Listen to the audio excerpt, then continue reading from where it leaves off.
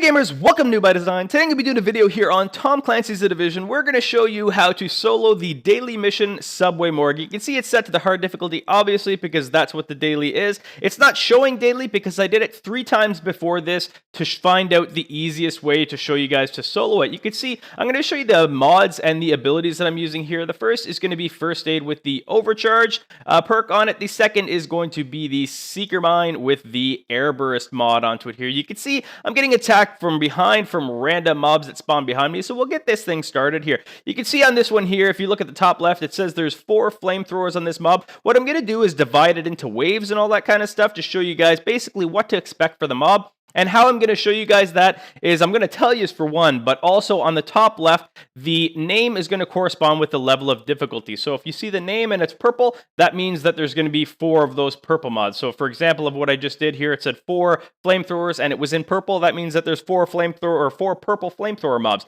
So that we got the first wave done here. We're going to continue going on here and we will get to the second one. I like to kill these from this side here just because the flames can't reach you from here. And the flames on these flamethrowers are really what does the damage. The actual gunfire from them isn't super powerful, so there's nothing really that you have to worry about there. You can see this second one here is going to be a single axe and axe/shield bearer, and we're going to go down. I like to go to the right here, and this is going to be in 2 waves. So the first wave is going to be 3 purple flamethrowers here.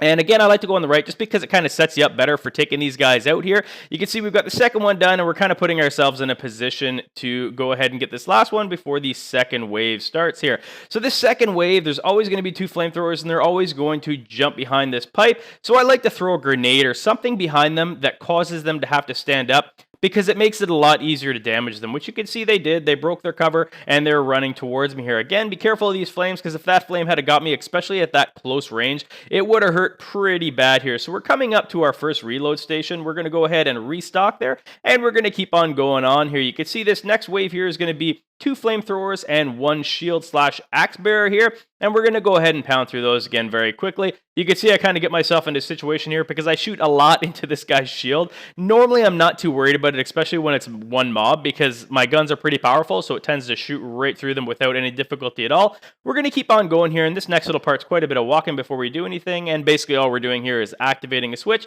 waiting for the door to open, and then we're going to go ahead and continue. You can see this next one here, there's going to be only 1 wave, but there's going to be 2 flamethrowers and 2 grenaders.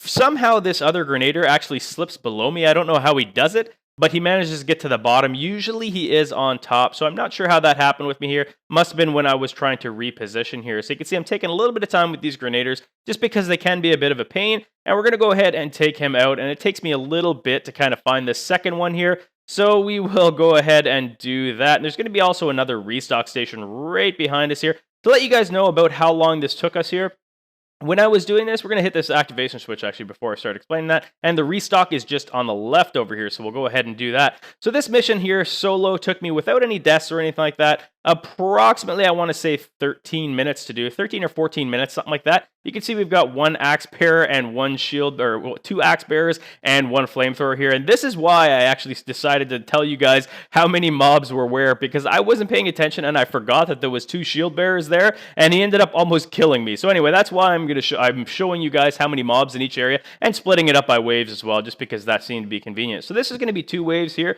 There's going to be 2 flamethrowers and 1 axe/shield bearer on the first wave. Once you get those killed, there's going to be a second wave that spawns, and that is going to be 2, I think, axe and shield bearers, but we'll get to that in a second here. So yeah, 2 axe/shield bearers and 1 flamethrower here. So you can see that jerry can just on the right there. If you wait till they all get to the center there, if they happen to go there for you, what you can do is explode that, and it keeps them in place and does burn damage. So we're coming up again here to another restock station. We're going to go ahead and do that restock and work our way over. So this area here can be a little bit tricky, but we'll go ahead and show you the first wave. 4 flamethrowers, 1 shield/axe bearer, and 2 grenaders. So they're all purple, so they're not very difficult to kill, but it is a lot of mobs, and it almost appears when you come around the corner that the grenaders are actually part of wave 2, but they're not. They're actually part of wave 1 here, so be careful of those. You can see wave 2 spawned in with the grenaders, and that's going to be 2 flamethrowers and a yellow flamethrower as well, which is, again, not too difficult, but you would definitely want to make sure before you go around the corner here that you take out these